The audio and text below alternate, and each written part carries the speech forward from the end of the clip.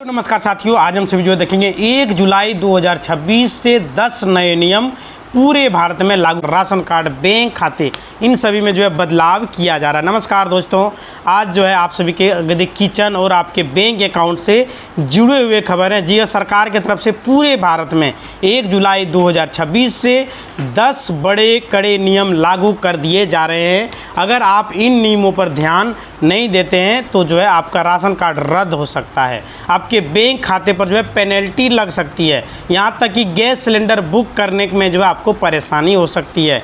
तो आपको जो है जानना बेहद ज़रूरी है। आज से जो है रोज़मर्रा की ज़िंदगी आपका जो बदल जाएगा। नए नियम के मुताबिक जो है सबसे बड़ा बात जो है एलपीजी गैस सिलेंडर को लेकर ऑयल मार्केटिंग कंपनियां ने जो है गैस रिफिल बुकिंग को लेकर जो है लॉक इन पीरियड नियमों में बदलाव किया है, जो कि आपका 25 दिन और 45 दिन का जो था उसमें जो है बदलाव किया है। शहरी क्षेत्रों में, अर्बन एरियो के लिए अब जो है अगर आप शहर में रहते हैं तो एक सिलेंडर बुक करने के बाद दूसरा सिलेंडर आप जो है कम से कम 25 दिनों के बाद ही बुक कर पा रहे थे।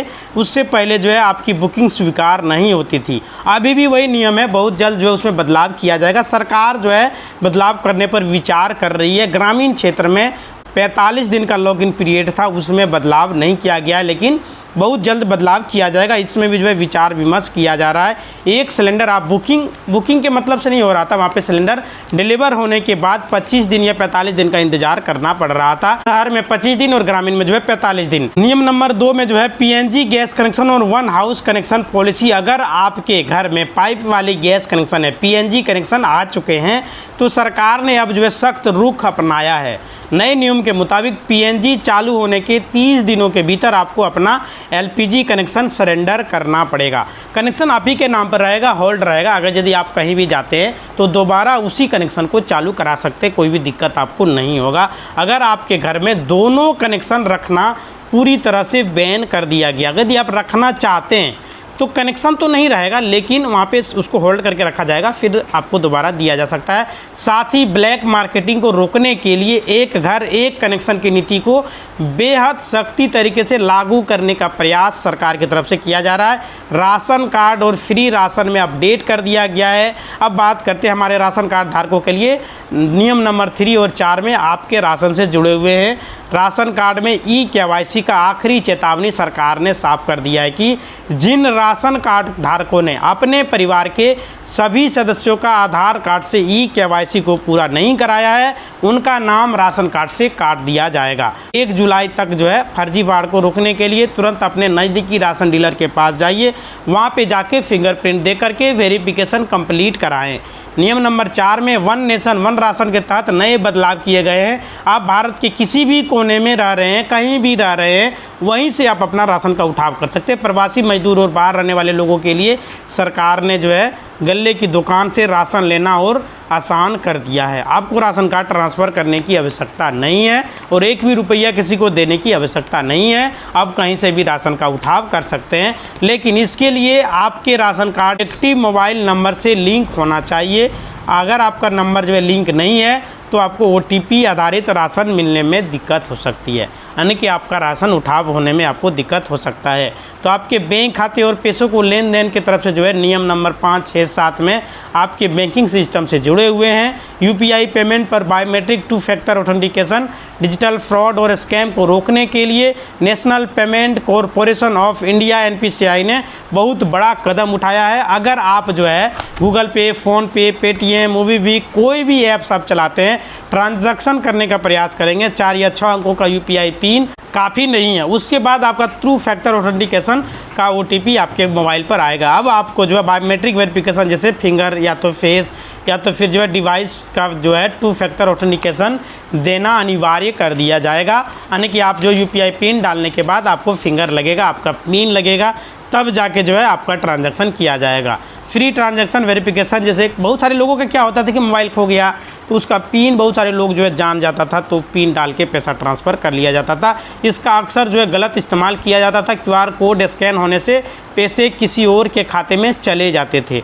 अब जैसे ही आप जो है कोई भी QR कोड स्कैन करेंगे तो सामने वाले का जो बैंक खाता में असली रजिस्टर्ड नाम है वही स्क्रीन पर आपको दिखेगा। कोई भी फर्जी या तो निक नेम एलियस वगैरह जो है नहीं दिखाई देगा। खास करके बिजनेस का जो QR होता था, बिजनेस का नाम लिखता था, लेकिन अब जो है उनका ही नाम लिखेगा जिनके नाम से वो QR बना हुआ है।